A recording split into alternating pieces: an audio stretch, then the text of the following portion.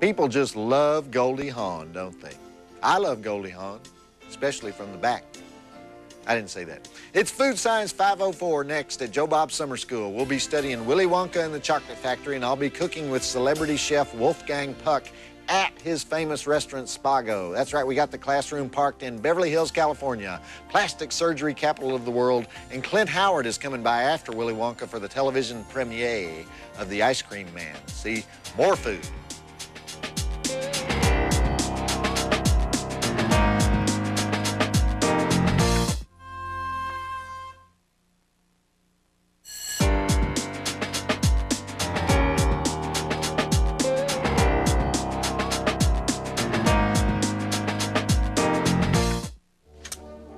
Trip time, and aren't you excited? I'm Professor Joe Bob, and tonight's class here at Joe Bob Summer School is Food Science 504, the prerequisite of which is eating 101 and piling the dishes in the sink 203, so I hope you've all completed those. We've got the classroom parked out in front of the famous Spago, because we just rolled into L.A., and Super Chef Wolfgang Puck is going to teach yours truly to cook tonight. We'll also be watching two great culinary films, Willy Wonka and the Chocolate Factory and the horror comedy Ice Cream Man, starring tonight's second guest lecturer, the awesome Clint Howard. So, okay, here's the overarching philosophical food science question that I want to deal with tonight. Dessert. Okay? When did dessert become so hysterically funny? Why is it that every time I go to a restaurant, the waiter comes sniveling up to the table like a guy in a Cheech and Chong movie saying, "You guys need some stuff, man?" You know, what he really says is, you aren't going to believe what we have on the dessert cart tonight. You know, giggle, giggle, wink, wink. We have kiwi tarts, a creme caramel. I would suggest the Bailey's Irish cream cheesecake. If you haven't had that, you'll want to stuff it in your underwear and wear it home. Ha, ha, ha. Funny, funny, funny. But here's the interesting part. Up to now, the guy's just a dim bulb character who likes to dress up in a sailor suit and spoon creme brulee out of a bowl for a living, right? But then everybody at the table joins into this. You know, we are now into the stand-up comedy part of the meal, right? And we won't be out of it for another 15 minutes because Shirley, the 450-pound woman, says, "I can't believe you would do this to me. You're so naughty." You know, ha, ha, ha, giggle, giggle. Harvey says, "I really shouldn't." You know, I usually try to break up this riotous laugh fest, you know, by saying to the guy, nothing. You know, the word nothing is a good word. It's definite, it's simple, you know, and the dim bulb waiter says, "Nothing? Are you sure? Not even a little flan? How about one of our peach tarts? You know, what am I supposed to do? Beat him up? You know, demand to see his waiter ID? You know, and then the table said, "Come on, Joe Bob, have some of my baked Alaska. I'll order it if you'll help me." I don't want to help you eat a baked Alaska, you know. If I wanted to help you, I would buy you an abdominizer, you know. If I wanted to eat a baked Alaska, I'd order a baked Alaska. But I don't have any interest in helping you eat your baked Alaska. So finally, they give up on me and they turn to the other people at the table. You know, why don't we just get two and share? You know, how about one tort and one chocolate mousse? And Shirley, the warthog, she says, "All right, you talked me into it." You know, laugh, laugh, laugh, guffaw, guffaw. Because you see, nobody talked Shirley into it. It was Shirley's idea in the first place. And then they bring the stuff and everybody spears it with these tiny forks off of everybody else's plate. And then they comment on every single bite. You know, "Oh, this is so sinful. This is better than sex." You know, let me point something out to you people. Food is not sinful. Food is not better than sex, all right? It's something you eat. Food is food. You know, in Latin, pabulum est pabulum. And there ends the lecture portion of Food Science 504. We'll be entering the lab, also known as the Spago Kitchen, at the first break, where we'll learn to cook from the world-famous Wolfgang Puck while we watch one of the most requested films in the library, Willy Wonka and the Chocolate Factory. But it's not the kiddos who request that movie, it's the goofy grown-ups. This is one of those movies you get at the video store to watch with your kid, but only because you want to watch it. And let's get it going. We'll be moving inside to the exclusive Spago at the first break. And don't forget Clint Howard of the very talented Howard family. Ron Howard, of course, and then their father, Rance Howard, who also turns up in movies around here. Anyway, Clint, a favorite of mine for years, will be here for our second flick, Ice Cream Man. Go. Want to win a free video of some obscure horror movie you've never heard of that some guy in West Virginia made in his basement? Of course you do. That's why umpteen jillion people have discovered our Find That Flick contest. If you've never heard of it, forget it. It's too complicated to explain on TV. But you can find out all about it on our Monstervision website at tnt.turner.com/Monstervision. And I'll give you one clue. If you're one of those guys who never leaves his apartment except to rent videos, this contest was designed to give heretofore unrealized meaning to your life. Play the Find That Flick contest at tnt.turner.com/Monstervision. This TNT presentation is brought to you by Wonka, makers of confectionery masterpieces. What will he think of next? Come quickly, the Wonkavator waits for no one. First floor, pixie sticks. Just one of the feastables we make in our factory. Here we're testing Fun Dip. It's so delectable you can even eat the stick. And my favorite, everlasting gobstoppers. They're made from layers and layers and layers and layers of flavors. Whoops, wrong floor. The Wild World of Wonka. What will he think of next?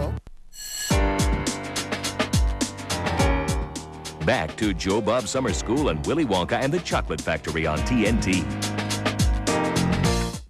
Okay, Professor Joe Bob here, and we're now in the kitchen of the world-famous Spago restaurant because we had dinner here and it cost $9,000, and this is the only way for us to work it off. I'm kidding. We're here because my guest lecturer, the famous chef Wolfgang Puck, doesn't want me to be seen in the main dining room. Absolutely. You look like you belong in the kitchen already. Ladies and gentlemen, the inventor of the California-style pizza and a lot of California-style food in general, Mr. Wolfgang Puck. Hi, how are you? Welcome. Good to Wolfgang, see you. you know, we don't have a lot of guys in my neighborhood named Wolfgang. No? So you're not from here, are you? Well, I'm not from here. I'm from Austria, actually. I live in the That's southern what I part of thought, Austria. okay. And I always love to eat pizza. And I think what is better than at home? You turn on your TV and eat a little pizza. That's so right. I'm going to show you how to make it right.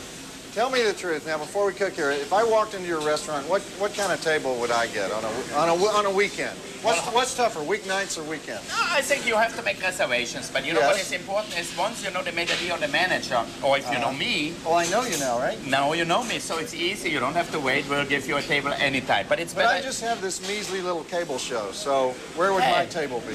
I think it's an important television show because you show all these movies about food, and that's the most important thing. Okay, well, I'd rather be here in the inner sanctum, the actual Puck kitchen, where you're going to show us how to make one of your famous pizzas, right? We're going to make one. Here's the dough. Okay. You ready? Yeah, I'm Okay, ready. here you take the dough. Oh, because I do this so often and you do in my like me, cheap like walk-up that. You stretch it. apartment. See, like that? Stretch it.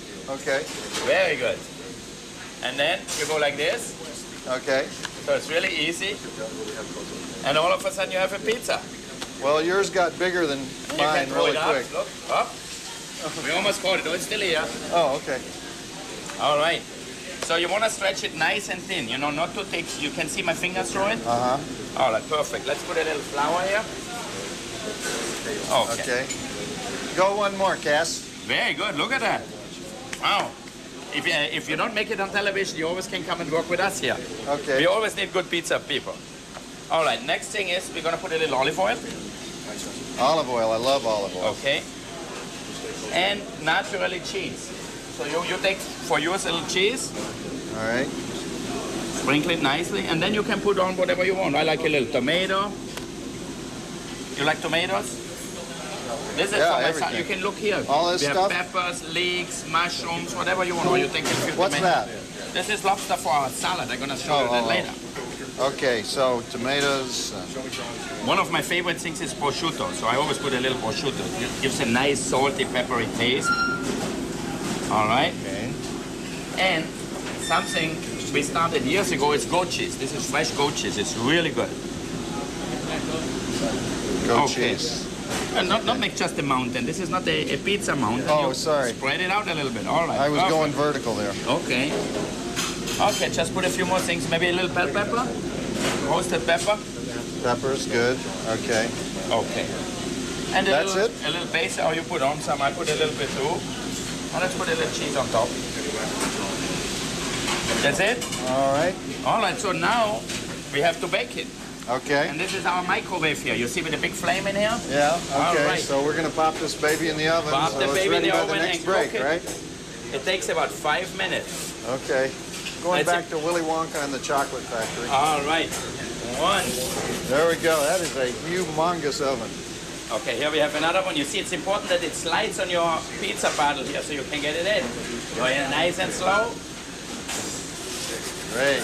All right. You know, Wolfgang, I'm from the South, and I don't know if you noticed, but how about, do you ever put Vienna sausage on these? No, 'Cause barbecue those chicken. are from your homeland, right? Absolutely, Vienna. but we do put pepperonis or barbecue chicken. Oh, okay. Or barbecue pork, whatever you like.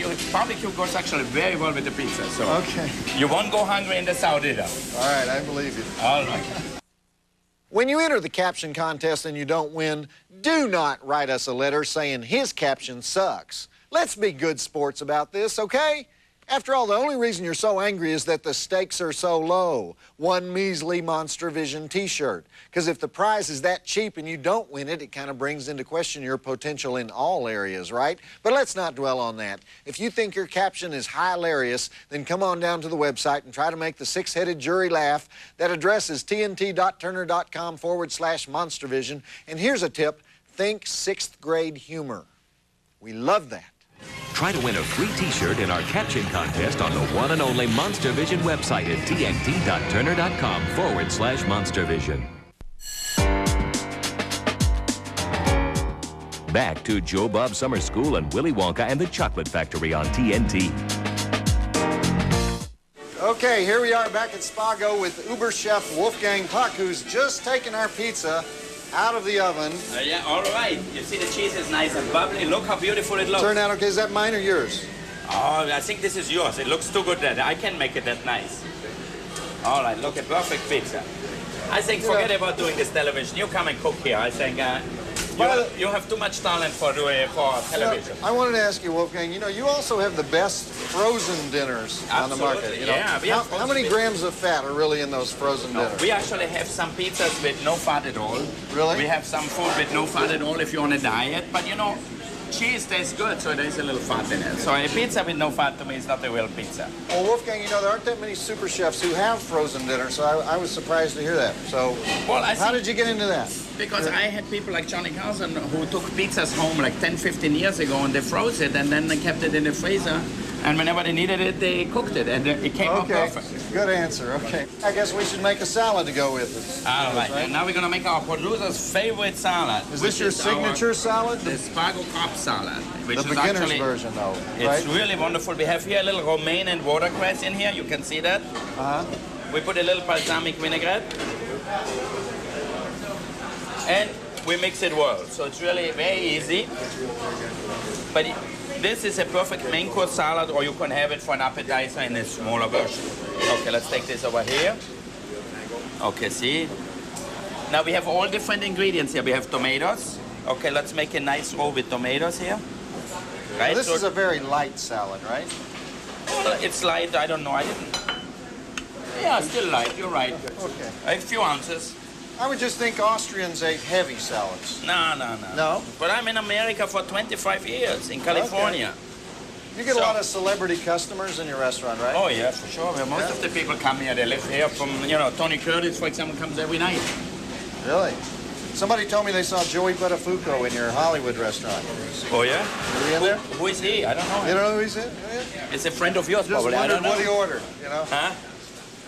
Is he one of your friends or what? Can we keep the pizza warm till the next break? 'Cause You're sure? We need to get back to the And here we have a little lobster on hunt here. for the golden tickets. What all are we putting on there? Lobster, or you can have shrimps or chicken or a lot of different things. Okay, Okay, if you want a little avocado, that's looking good. All right. very Roll the easy film. and fast. You see that? Let's put a little more lobster, huh? Wolfgang, do you ever go home and just say, I want a big bag of Cheetos and a giant Pepsi? What are you talking about? I don't know. What is the kind of food you're eating? I don't know where this guy, where does he come from? Okay, fire away. I can take it. Hit me with your best shot. You're going to reduce me to tears, aren't you? You're going to emasculate me with your mail, as usual. But if you got something to say about tonight's movie, or me, or the mail girl, or the war in Kosovo, then I invite you, because I am a masochist, to contact me at my personal email address, monstervision@turner.com, or you can visit the Monstervision website at tnt.turner.com/Monstervision and send a crushing, mean-spirited email from there. Or you can even do it the old-fashioned way by sending a letter to Monstervision, care of TNT Programming, 1010 Techwood Drive, Atlanta, Georgia, 30318. So I've given you 3 ways to nuke me. I would remind you, God is watching what you write. Visit the Monstervision website at tnt.turner.com/Monstervision. Back to Joe Bob Summer School and Willy Wonka and the Chocolate Factory on TNT. I love that dance sequence with Jack Albertson. The studio wanted to bring it out in the streets, but the director of Willy Wonka, Mel Stewart, wanted the movie to be as realistic as possible, so they did it in the room around the bed, even though it was a big pain in the butt to shoot. Anyhow, we're here on our field trip to Spago with world-famous chef Wolfgang Puck, and we've been joined by another chef. We've been joined by Cameron Puck, sometimes known as Charlie Puck, who recently produced a video for the Center for Early Education. Yeah, absolutely. On pizzas, not on chocolate. His real favorite is really chocolate. You know, really? That's what he loves. This is your favorite dessert, Cameron? Yeah. What are you making here? Tell us a little bit. I'm not telling you. It's my secret recipe. It's your secret recipe. How are you going to make it? Well, I'm going to make my own chocolate. You see what I have here? I'm going to make chocolate dinosaurs because I know the kids love them. You know, you fill them up. Yeah. Okay. Let's fill them all up. How you like chocolate? That looks good. You taste it? It's perfect. I want to ask Cameron a question. Okay. What exactly does Spago mean? Spago means, I think he doesn't... He doesn't know and I don't know. Only you know. Only I, that's my secret. See, he has the secret for the chocolate cake and I have the secret for the name. Yeah. The name is actually a string with no beginning, no beginning and no end. So you could have it like this, see? Really? A string of chocolate. Look at that. I had never heard that explained before. All right. Chocolate is great. Look at that. And then we can mold them. The same thing. What is Cameron going to do here? All right. So these are the dinosaurs. You can see we made a few up here already. So those are chocolate dinosaurs. What are these that Cameron's What are making? you making, Cameron, here? He doesn't want to tell me. I really want the recipe, and I never can get it from him. This is his special chocolate pyramid. Now, it is not quite finished yet. Maybe we have Willy over there. She's going to have some half ready already. I want to ask you, Wolfgang, you're one of the few chefs who's never gotten to be overweight. Do you work out, or how you make all these desserts and you never get overweight? No, I'm a little overweight. Stay here. Willy, what are we going to do with this chocolate? Come here. Come on, what you got? You know how you finish your chocolate Okay. here? Is it with this one? All right, should I try it? Oh, it's good. Oh, and that's comes out. Oh. What are we doing here, Wolfgang? Look at that. We're bringing out food weapons. Yeah. And what is that? Great, thank All you. right. What does this do? It's working very well. All right, let's finish this off at the next break. Here's where the movie really takes off. They held All back right. the appearance of Willy Wonka to the last possible minute, and then the suspense is worth the wait. So, okay, I good. love the chocolate. You love chocolate? I can no, see you really like it.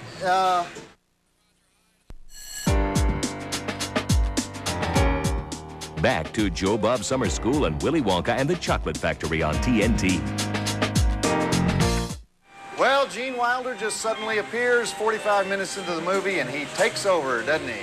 We're here on our field trip to the famous restaurant Spago for Food Science Night at Joe Bob Summer School, and Wolfgang Puck and I and Cameron Puck are still working on dessert. So what else can you show me, Wolfgang? Well, what we other have kinds of dessert do you all have here? kinds of chocolate. You know, chocolate is everybody's favorite, and I think my dream would be to own a chocolate factory too. But I think my son really is what he really likes, and he loves to bake chocolate cakes, and he actually mixes chocolate and flour and butter and sugar together and makes wonderful cakes. This other one, I noticed you're going vertical here, Wolfgang. That one's kind of vertical. What is this thing that they talk about all the time with vertical food, as opposed to horizontal? These are just cookies, some puff pastry cookies with a little chocolate inside. You can see the brown part. Yeah. And then we have the little turtles here, the little chocolate turtles. You can see that. And here we have one of my favorite is chocolate toffee. Yeah. It's caramel, chocolate, and pistachio nuts. That's fantastic. It's Those the look perfect great. way when you eat. Taste them. When you watch a movie, you eat this chocolate next to you. It's perfect. All you need is hot chocolate, and then you're in heaven. Somebody told me that vertical food is big as opposed to horizontal food, right? Well, it's like vertical or horizontal. Some things you can make and stand up, and some things just lie down You know all what the would be time. really interesting? Diagonal food. Okay, Never you can do seen that. that. You come out with something. I can see you will be pretty long. Okay, I'm going to move to the dining room at the next break and enjoy all this fine food I've made. Wolfgang, thanks for teaching us how to cook. Thank you, Cameron, for being here. Thank you, Let's continue Cameron. with Willy Wonka and the Chocolate Factory. Are you going to give me your recipe for the cake now or what? No. No. This is really easy to do at home, too, isn't it, Wolfgang? Absolutely. Anybody can do this. Rusty the Mail Girl here, inviting you to visit our Monstervision website. This is the place to get the scoop on zombies, ghouls, road warriors, or whatever happens to be the late-breaking story on this week's show. Check out our Playmate of the Week, or try your luck at the Monstervision Caption Contest and win a free T-shirt. Or visit Joe Bob's mailbag page where you can see your favorite fan mail of the week. To find us on the internet, go to tnt.turner.com/Monstervision. I'll be waiting.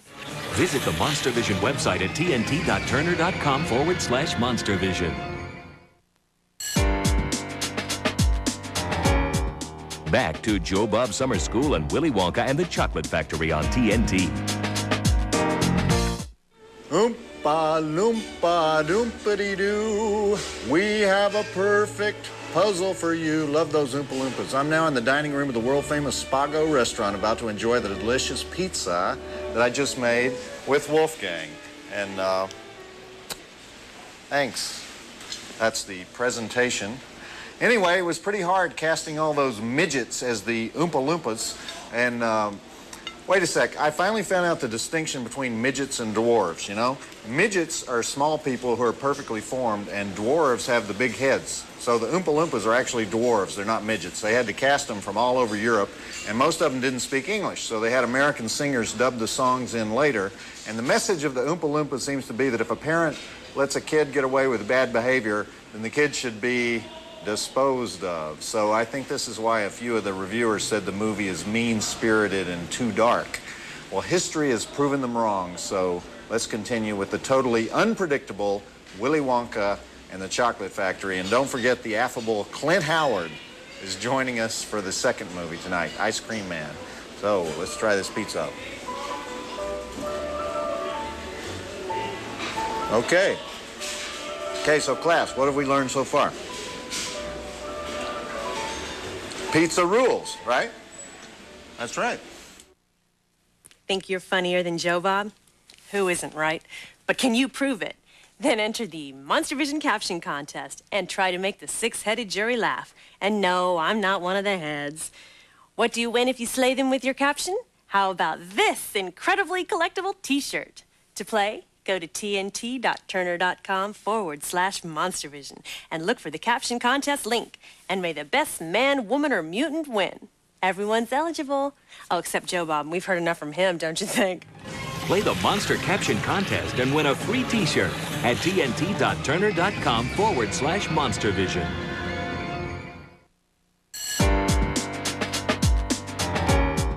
Back to Joe Bob Summer School and Willy Wonka and the Chocolate Factory on TNT. Well, we're still here on our field trip to Spago, which we learned from Wolfgang Puck a little earlier means a long, stringy thing. And I'm enjoying the fruits of my labors while watching Willy Wonka and the Chocolate Factory. I saw an interview with Denise Nickerson, the girl who played Violet Beauregard, and she said they made her stay in that giant blueberry bubble for 8 hours, including while everyone else left her there and went to lunch. And speaking of food, thank you very much. My salad. All right. I'm not normally a salad person. I think lettuce is basically for cows, but Wolfgang Puck helped me with this one, so I'll dig into this. And anyhow, Jack Albertson wasn't having any fun on the movie either. Apparently the reason he looked scared in the fizzy lifting room is that he was in enormous pain. He was suspended by black wires against a black background, and at his age, it was kind of an ordeal, but all in the service of his art. So back to Willy Wonka and the Chocolate Factory, and stick around for actor Clint Howard, who will be with us for our second flick, Ice Cream Man. Where's the guy with the giant pepper mill? I love that part. I want one of those enormous, I want a pepper mill like this. You know that thing that looks like a Pakistani birth control device? It's just like huge. Joe Bob, I saw this movie in 1984, and it had a girl in it, and she's sitting by this tree. What movie was that? People, we have got to have more information than that when you're submitting something for the Find That Flick contest. Now, normally, if you give me a plot description, I will know the title of the movie you're trying to remember. But if I can't answer it, hundreds of my fellow drive-in mutants can, because I got fans that watch 32 movies a day. They never leave their apartments. So to find out how to play and all the free junk you can win, visit the Monstervision website at tnt.turner.com/Monstervision and look for the Find That Flick contest. Joe Bob, I saw this movie with a talking bear in it and Morgan Fairchild naked. See, that's a description I can work with. Visit the Monstervision website at tnt.turner.com/Monstervision. Back to Joe Bob Summer School and Willy Wonka and the Chocolate Factory on TNT. Okay, Veruca Salt. That actress is named Julie Dawn Cole, and her song and dance number, I Want It Now, is definitely the bratty highlight of all the bratty behavior in this movie. Julie Dawn Cole still works on the British stage, and in London television, she was in EastEnders, which is on PBS. Okay, it's dessert time, and you know, as we were talking earlier, how everybody can't really, this is one of those things that we did before. I think this is what Cameron did, actually, but you know, everybody can't order dessert without having a 15-minute conversation about it. You know, I'll order it if you'll split it with me. You know, why don't you bring some extra forks? Well, I don't want to split it, and I don't want any extra gouges out of my dessert with other people's forks, okay? I'll order something, and you know what I'll do? I'll eat it. Okay. All right, extra forks. All right, I might as well cover what the other kids are up to. This was the one and only role for the kid who played Charlie, Peter Ostrom. He became a veterinarian. Michael Boldner, who played Augustus Gloop, is now an accountant in Germany. Denise Nickerson, who played Violet Beauregard, became a nurse and then a housewife. And Paris Themin, or Mike TV, does all kinds of things, including hanging out at the Wonkamania conventions. Warner Brothers Studio just got the rights to do a remake of the movie, and the rumors are that Nicolas Cage might play Willy Wonka. I don't know if I can see him singing Pure Imagination, but they didn't know Gene Wilder could sing when they cast him either. Anyhow, time for the wonderful conclusion to Willy Wonka and the Chocolate Factory, directed by Mel Stewart, who has been a guest on this show a couple times. And speaking of guests, Clint Howard, the star of our next movie, Ice Cream Man, will be joining us in a bit, so roll the film. And I'm getting out of here because there are 3 camera guys, a boom operator, some audio guys who are about to dogpile this dessert. So guys, just wait till I'm out of the way, okay?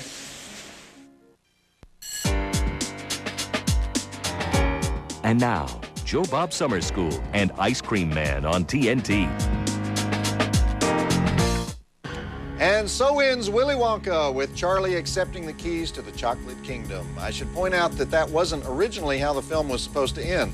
The last line of the script was actually, yippee! But Mel Stewart, the director, didn't think that was good enough, so he held everybody on the set in Germany, and he called the writer, David Seltzer, at a bar in Maine, and he told him that he had 1 minute to write a final line that summed up the whole picture. So Seltzer comes back to the phone a minute later, and he gives him what has become one of the most famous ending lines in film. But Charlie, don't forget what happened to the man who suddenly got everything he always wanted. What happened? He lived happily ever after.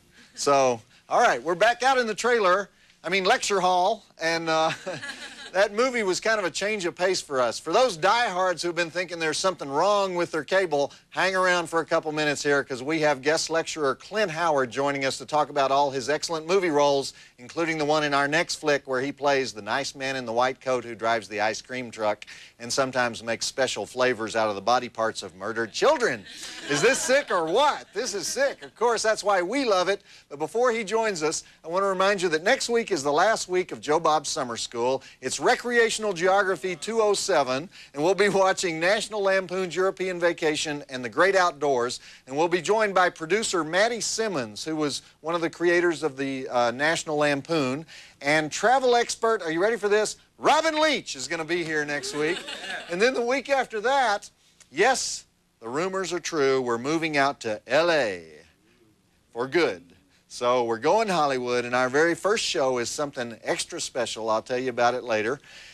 Okay, we're still studying food science here, so let's continue the lesson with the world television premiere of Ice Cream Man. It's that old tale of the neighborhood ice cream man whose goodies include all kinds of yummy things like cockroaches, mice, and eyeballs from previous customers. Let me put it this way, don't order the Rocky Road. Clint Howard usually plays wackos, but this is definitely one of his wackoest roles, so let's do the drive-in totals. We have 7 dead bodies, 1 dead dog, eyeball chewing, waffle iron to the face, head on a cone, heads on ice cream scoops, ice pick through the mouth, kung fu, and the special effects in this thing are surprisingly decent. I give it 3.5 stars. It's also one of the shortest movies we've ever shown, so if you don't like it, it'll be over before you know it. So, roll the film. And don't forget that the ice cream man himself, Clint Howard, will be here in just a few minutes. Clint also happens to be Ron Howard's little brother, and he's in all of Ron's movies, which means he's experienced the full range of on-set catering. He goes from beanie weenies to caviar and back to beanie weenies. So let me tell you, if I had to put up with caviar, I'd be throwing some major hissy fits, though. So is Clint in the house? I think he's in the house. Clint! Clint! Clint! Clint! Clint! Clint! Clint's in the house!